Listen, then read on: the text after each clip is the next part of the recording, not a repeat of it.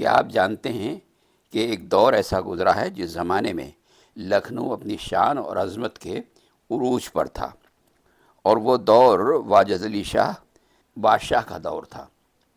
واجد علی شاہ جو آخری تاجدار ایابت کہلائے جاتے ہیں، انہوں نے اپنی زندگی کے تمام شعبوں میں بے پناہ خوبصورتی اور اعلیٰ درجے کی ثقافت کو عروج پر پہنچایا تھا۔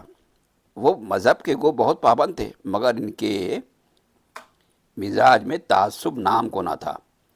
بادشاہ گرچہ شیعہ تھے، مگر مزاج میں تعصب نہ ہونے کی وجہ سے رعایا کے تمام مذہبوں کے ماننے والوں کو برابری کا درجہ دیا جاتا تھا۔ ان کا پرانا مقولہ تھا کہ میری دو آنکھیں ہیں، ایک شیعہ اور ایک سنی۔ یہی معاملہ ہندوؤں اور دوسری عوام کے ساتھ تھا۔ بے تعصبی کا اس سے زیادہ ثبوت اور کیا ہوگا کہ سارا انتظامی کاروبار سنیوں کے ہاتھ میں تھا۔ وزیر اعظم منصرم الدولہ بہادر سنی تھے۔ منشی سلطان جو ایک زمانے میں سب سے زیادہ مقرب اور سارے جانور خانے، کل اہل قلم اور کئی محکموں کے افسر اعلیٰ تھے، سنی تھے۔ بخشی امانت دولہ جن کے ہاتھ سے کل ملازموں حتیٰ کہ محلوں اور شہزادوں تک کو تنخواہ ملتی تھی، عطار الدولہ اور داروغہ معتبر خان جو آخر میں سب سے بڑے عہدیدار اور کل کاروبار کے مالک تھے، دونوں سنی تھے۔ یہی عالم ان لوگوں کا بھی تھا جو ہندو مذہب سے تعلق رکھتے تھے۔ اسی بے تعصبی کا برتاؤ دوسرے برادران وطن صاحبان ہنود کے ساتھ بھی تھا۔ وہ بڑے ذمہ دار، بڑی تنخواہوں والے منصبوں پر فائز تھے۔ چند ہندو منصبداروں کے نام مہاراجہ جے گوپال ثاقب کی تاریخ اودھ اور ضبطۃ القوائف سے یہاں درج کیے جاتے ہیں۔ مشیر الدولہ معید الملک مہاراجہ دھیراج بال کرشن بہادر جسارا جنگ ابن راجہ دیا کرشن غازی الدین حیدر کے عہد سے واجد علی شاہ کے عہد تک دیوانی کے منصب اعلیٰ پر ممتاز تھے۔ مہاراجہ بہاری لال بہادر ابن افتخار الدولہ مہاراجہ شیو رام بہادر برادر زادہ مشیر الدولہ بہادر مذکور اس صدر دراصل باقی نویس الملک محروسہ تھے۔ راجہ کندن لال بہادر محمد علی شاہ سے اور واجد علی شاہ کے عہد تک امیر بیت الانشاء یعنی منشی رہے۔ بابو پورن چند کار پرداز سر رشتہ و دستخط عرائض اور پرچہ اخبار مدبر دولہ منشی الملک راجہ جوالا پرشاد بہادر محکم جنگ سر دفتر خاص کنور راج بہادر محتمم بیت الاجرا محتمم بیت التعمیل عرف دفتر بنارسی بخشی الملک راجہ لال جی بہادر محتمم کچہری بخشی گری بخش الملک راجہ الفت رائے بخشی الملک کنور دھنپت رائے بنسی دھر سروری نائب بخشی تھے۔ پنڈت کشن نارائن محتمم سر رشتہ نظارت یعنی تقسیم تنخواہ محلات و شہزادگان اور اعزاء و اقارب تھے۔ گویا کہ تمام اہم عہدوں پر ہندو بڑی بڑی پوسٹ پہ ہر ایک کے ساتھ برابری کا سلوک تھا، ہر ایک کے ساتھ محبت اور عزت کا برتاؤ تھا۔ اسی سلسلے کی کڑی میں واجد علی شاہ کے فنون لطیفہ کے شوق کے بارے میں بھی ذرا سا ذکر کر دیا جائے۔ ان کے زمانے میں ڈرامے کی ترقی بے پناہ ہوئی۔ واجد علی شاہ کے کچھ تفریحی مشاغل بھی تھے جنہیں بظاہر لہو و لعب سمجھا جاتا تھا، جیسے ڈرامہ اور رہس میلے، مگر اس کے ادبی اور سیاسی فوائد بھی تھے۔ مغل شہنشاہ اکبر اعظم دسہرے کا جلوس نکالتے تھے، ہولی اور دیوالی کا تہوار مناتے تھے، نوروز کا جشن منعقد کرتا تھا، عیدین کا دربار ہوتا تھا، مینا بازار لگایا جاتا تھا۔ اس کی اصل غرض رعایا کو اپنے سے نزدیک اور ان کے دلوں میں گھر کرنا تھا۔ اودھ کے اکثر حکمراں بھی ہولی اور دیوالی کے تہوار بڑی دھوم دھام سے مناتے تھے اور عیدین کا دربار بھی منعقد کرتے تھے۔ ان سب میں ہندو و مسلمان برابر سے شریک رہتے تھے۔ واجد علی شاہ کو کبھی بھی یہ بات میراث میں ملی تھی، مگر انہوں نے اپنے پیش روؤں سے بہت زیادہ کیا، ان سے بہت زیادہ ہردل عزیزی بھی حاصل ہوئی۔ وہ ڈرامے اور میلے کرتے تھے۔ اگر صرف تفریحی مقصود ہوتی تو وہ اپنے مخصوصین کے ساتھ جشن منا لیتے، مگر وہ اپنی رعایا کو بے مدعو کرتے تھے۔ قصر شاہی ان کے لیے کھل جاتا تھا۔ بادشاہ ان کی دعوت کرتے تھے اور ان کے انتظام میں خوش شریب ہو جاتے تھے۔ رعایا میں اس طرح گھل مل جاتے تھے کہ رعایا اور ان میں کوئی فرق باقی نہیں رہتا تھا۔ اس نے رعایا کو ایسا جانثار بنا دیا تھا کہ دنیا میں کسی رعایا نے اپنے بادشاہ کو اتنا محبوب نہیں رکھا جتنا واجد علی شاہ کو ان کی رعایا محبوب رکھتی تھی، جس کے مظاہر سلطنت کی ضبطی کے بعد سامنے آئے، اور اس کے علاوہ ڈرامے سے ایک ادبی صنف بھی زندہ ہو گئی۔ یہ معمولی بات نہیں ہے۔ اس کے متعلق پروفیسر مسعود حسن صاحب ادیب نے اپنی تحقیقی کتاب لکھنؤ کا شاہی اسٹیج میں بہت ڈیٹیل میں لکھا ہے۔ ناٹک کے فن پر ان کا احسان موسیقی سے بھی زیادہ ہے۔ یہ فن ہمارے ملک میں بالکل ذلیل ہو چکا تھا، صرف ادنیٰ طبقوں میں بہت بگڑتی ہوئی صورت میں باقی رہ گیا تھا۔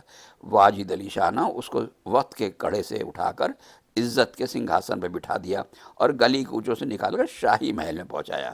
فنون لطیفہ کے اس عظیم سرپرست نے اس سلسلے میں جو کچھ بھی کہا، اس کی تفصیل تو آئندہ ویڈیو میں ملتی رہے گی۔ یہاں صرف ایک بات کہنا ہے کہ واجد علی شاہ سر سے پاؤں تک پکے ہندوستانی تھے۔ انگریزوں سے انہیں مطلق انس نہ تھا اور ان کے دربار میں انگریزوں کا ذرا بھی دخل نہ تھا۔ کلکتے اور بمبئی میں انگریزی طرز کے اسٹیج مدت سے قائم تھے اور اس کے متعلق تفصیلی معلومات حاصل کر لینا ان کے لیے کچھ بھی مشکل نہ تھا، مگر انہوں نے لکھنؤ میں جس اسٹیج کی بنیاد ڈالی وہ خالص ہندوستانی تھا۔ اس میں ہندوستان کے قدیم اسٹیج کی پیروی قدم قدم پر نظر آتی ہے۔ واجد علی شاہ کے زمانے تک اردو میں ڈرامے کا وجود نہ تھا۔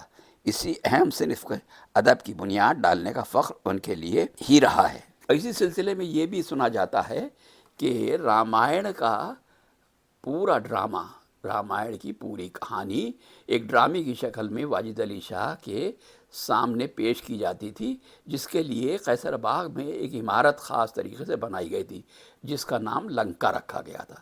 یہ لنکا کی عمارت اور اس کے سامنے بیٹھ کر بادشاہ خود رامائن کی کہانی سنتے تھے، یہ اس کہانی دیکھتے تھے، ڈرامہ دیکھتے تھے، کیونکہ رامائن ہندوستان کی تہذیب کا ایک اہم حصہ، اہم جز ہے، ہمیشہ سے تھا اور ہمیشہ سے ہے۔ اس لیے بادشاہ نے اس کی بھی سرپرستی کی اور لنکا نام کی عمارت اسی ڈرامے کے اسٹیج کیے جانے کے لیے خاص طور سے بنائی گئی تھی۔ لکھنؤ کے رہنے والے شاید ہی اس بات سے واقف ہوں کہ بادشاہ کے زمانے میں یہ عمارت بے پناہ خوبصورت اور شاندار تھی۔ اس ویڈیو کے تھمب نیل میں نے لنکا نام کی عمارت کی تصویر کو لگایا ہے۔ کے بارے میں یہ بھی بتایا جانا ضروری ہے۔